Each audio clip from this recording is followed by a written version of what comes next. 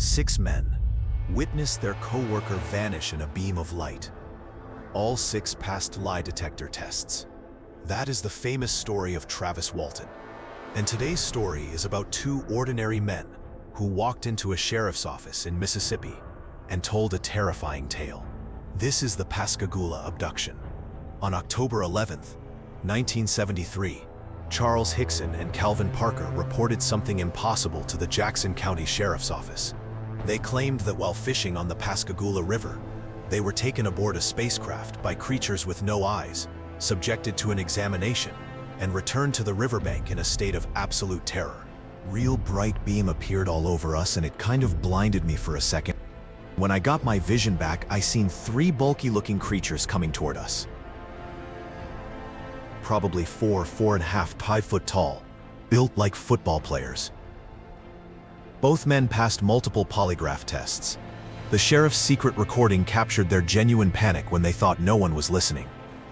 I got to get home, get to bed, or get some nerve pills or something. See the doctor or something. I can't stand it. I'm about to go all to pieces. I tell you, when we get through, I'll get you something to settle you down so you can get some damn sleep. Something happened to them. And dozens of witnesses came forward reporting strange lights in the sky that same night. This case made international headlines, appeared on Johnny Carson, and has never been debunked in over 50 years. Today, I'm going to walk you through exactly what happened that night, the evidence that makes this case stand apart, and why even the most hardcore skeptics struggle to explain it away. Who Charles Hixon and Calvin Parker were, because their backgrounds are crucial to understanding why this case is so compelling. Charles Hixon was 42 years old, a Korean War veteran, and a respected supervisor at Walker & Sons shipyard in Pascagoula, Mississippi. He was known as a no-nonsense, hard-working man who had seen combat and wasn't the type to make up stories for attention. He was married, had a stable job, and was well regarded in his community. Calvin Parker was just 19 years old, the son of Hixon's longtime friend. Hixon had hired Parker as a welder at the shipyard and even rented him a room in his home. Parker was a quiet, shy young man from Jones County who had moved to Pascagoula for work. He was saving money to get married and start his life. He had no history of making wild claims or seeking attention. As dusk settled in, Hixon got a bite and was reeling in his line when he heard something behind him. He described it as a hissing or buzzing sound, unlike anything he'd heard before. Hovering just a foot or two above the ground was an oval-shaped craft, approximately 30 to 40 feet across and 8 to 10 feet high. It had flashing blue lights, similar to a police car, but the object itself was unlike any aircraft either man had ever seen. Parker's account matches Hixon's almost exactly. He said he saw blue hazy lights reflecting across the water behind him. At first he thought it was the police, and that they were going to get in trouble for fishing in a restricted area. But when he stood up and turned around, he realized this was something else entirely. Then the door opened. A bright light poured out from inside the craft, and 3 creatures emerged. Not walked, not climbed down. They floated out of the opening and moved toward the 2 men. Hixon described them in vivid detail. They were approximately 4 to 5 feet tall, built like football players with broad shoulders, but they moved mechanically, almost robotically. Their skin was grayish and wrinkled, with a texture he described as coarse, almost like an elephant's hide. They had no visible eyes, just indentations where eyes might be. They had no neck, with their heads seeming to sit directly on their shoulders. Where a mouth should be, there was either a hole or a slit. Hixon's description varied slightly in different retellings, which skeptics would later point to as evidence of fabrication.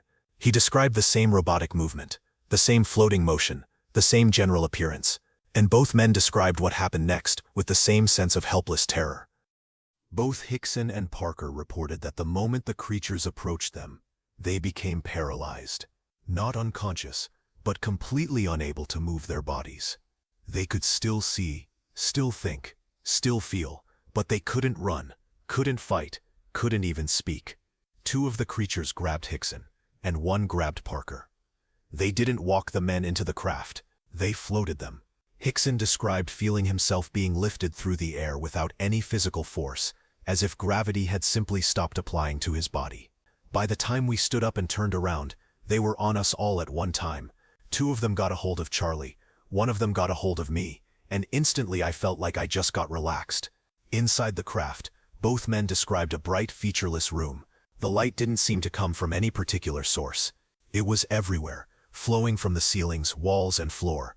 There were no visible seams, no control panels, no windows, just an empty, brilliantly lit space.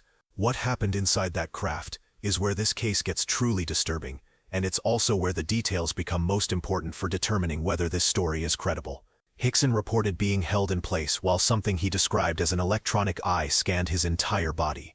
The creatures moved him into different positions, checking him from multiple angles. He felt completely helpless, unable to resist or even understand what was happening to him.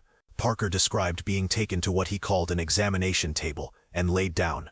A device about the size of a deck of cards descended from the ceiling and hovered about a foot in front of his eyes. It moved to the right side of his head and made a clicking sound, then behind his head with another click, then to the left side with another click, and finally straight in front before shooting back up into the ceiling. Then something even stranger happened. Parker reported that a different creature entered the room. This one looked more feminine, with a less robotic appearance and regular fingers instead of the claw-like appendages the others had. This creature approached Parker and pinched him inside the cheek, then ran a finger down his throat, trying to reach up into his nasal cavity from behind. This is where Parker's terror became overwhelming. He started choking and hurting. "Don't be afraid." Neither man could say exactly how long they were inside the craft.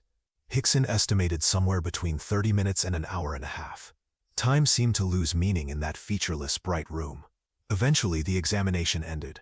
The creatures floated both men back out of the craft and returned them to the exact spot on the riverbank where they'd been taken.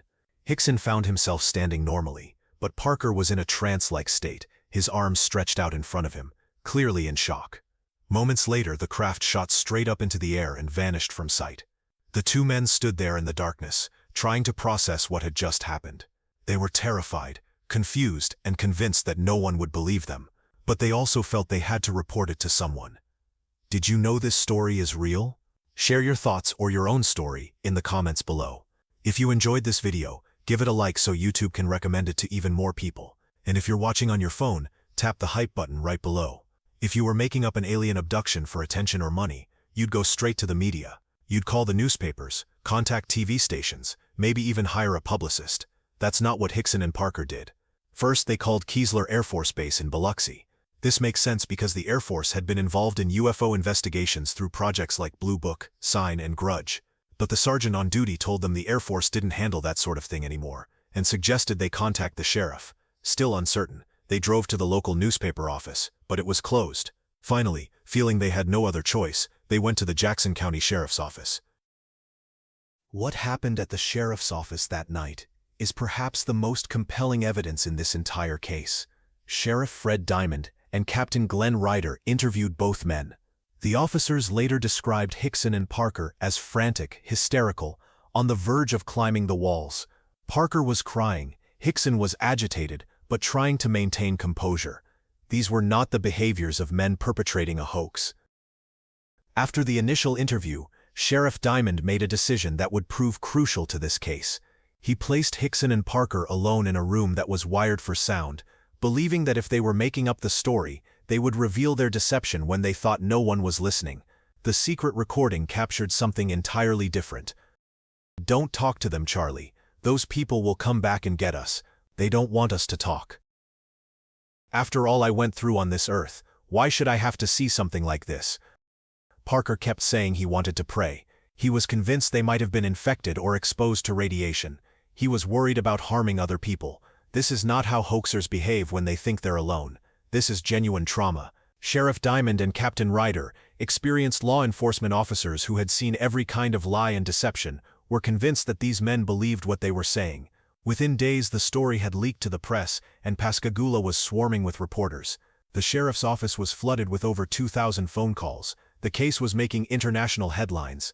Under this intense scrutiny, both men agreed to take polygraph tests. This is another point in their favor. Hoaxers typically avoid lie detector tests, or fail them spectacularly. The first test was conducted on Hixon. The examiner ran the test once, and the results indicated Hixon was telling the truth. Confused, the examiner ran it again. Same result. He ran it a third time, and by this point, the examiner himself was beginning to wonder if something genuinely strange had happened. On October 30th, 1973, a more extensive 2.5-hour polygraph test was conducted by a firm from New Orleans.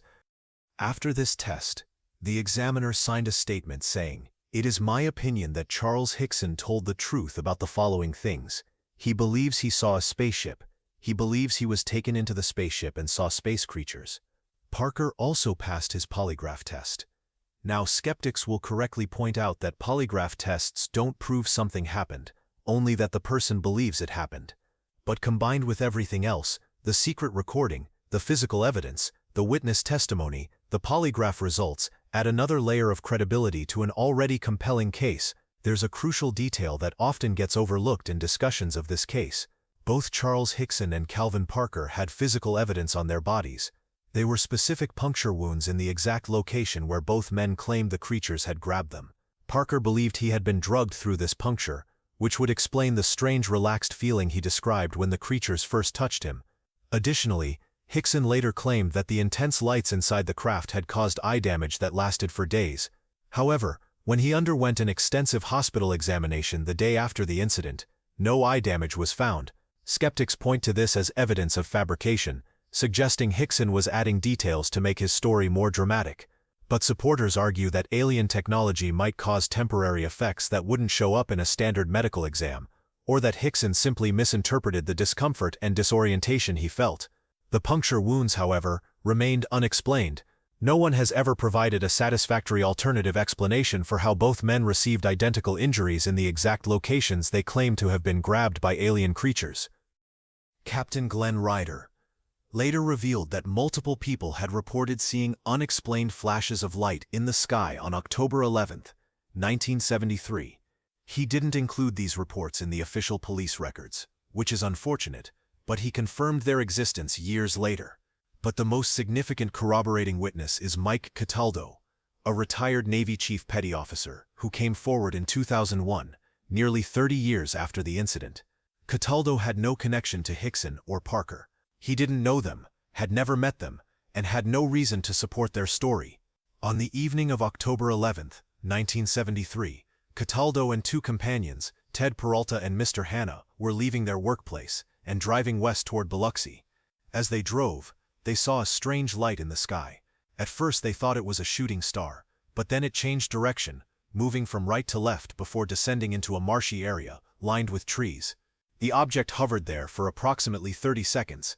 Cataldo described it as spinning with blinking lights arranged in a circular pattern around its edge. He said it looked like someone had taped lights to a cake pan. The object was whitish-gray and hat-shaped, less than half a mile away, and appeared as large as a commercial airliner. Then it suddenly shot away and vanished. The location Cataldo described was consistent with the area where Hixon and Parker had been fishing. The time was consistent with their account. And Cataldo's description of a hat-shaped or oval-shaped craft with lights matches what Hixon and Parker reported. Cataldo had no reason to lie. He came forward decades later, long after the media attention had died down, with no book to sell and no money to make. He simply wanted to confirm that he had seen something that night that corroborated the fisherman's story. Another anonymous witness came forward years later, describing a sighting approximately 2 months after the Hixon-Parker incident. She was at a gas station near Market Street in Pascagoula around 8 p.m. when she and several other people saw an object fly over them, just above the tree line. It traveled more than a mile in just 3 to 4 seconds before disappearing near the beach. She and the other witnesses simply looked at each other in shock and then resumed what they were doing, never reporting it officially. This was an extraordinary year for UFO sightings across the United States. Hundreds of reports came in from all over the country, describing everything from distant lights in the sky to close encounters with structured craft. Throughout October and November of 1973, reports flooded in from across the country. Police officers, military personnel, and ordinary citizens all described seeing unusual objects in the sky. Some reports included landed craft and beings. Others described only lights or distant objects. The Pascagoula case occurred right in the middle of this flap, which adds credibility to Hixon and Parker's account.